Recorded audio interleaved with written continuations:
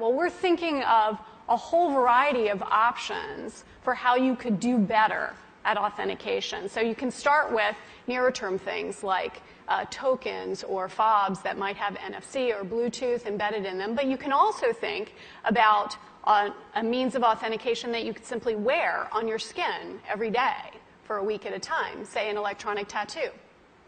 Now, we're talking about wearables. Everybody's interested in I'm profoundly interested in wearables.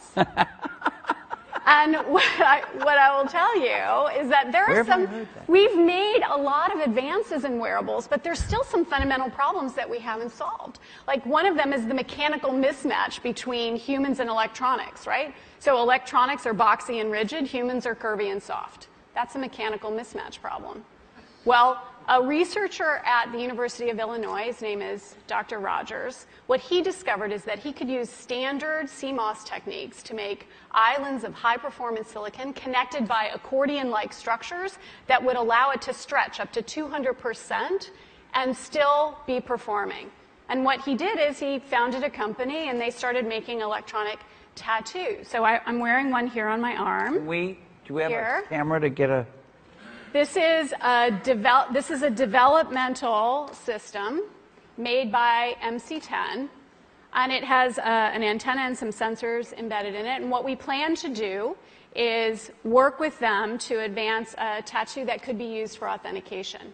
Now, it may be true that 10 to 20-year-olds don't want to wear a watch on their wrist, but you can be sure that they'll be far more interested in wearing an electronic tattoo, if only to piss off their parents. Right? And that can have a design, right? Because they would certainly want some kind of cool design. Options. And that's something that you wear, but you could also imagine including authentication in just your daily habits. So I take a vitamin every morning. What if I could take vitamin authentication? What? Vitamin authentication. Look, I have one right here. Well, here, I'll let you hold it.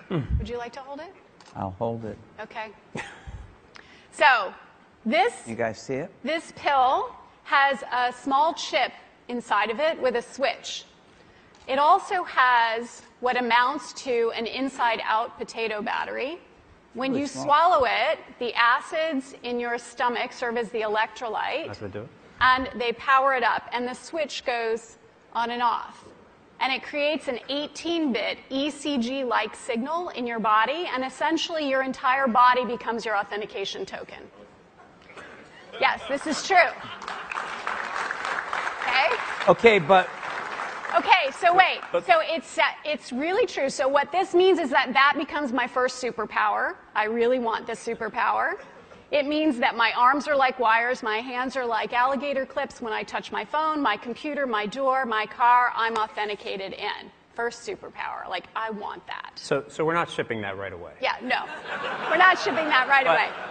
But it sounds like... This is FDA cleared? So here's the thing. This is not science fiction. This pill was actually made by a company called Proteus, and they've developed it for medical applications. That pill has been CE stamped and cleared by the FDA. You can take 30 of those per day for the rest of your life.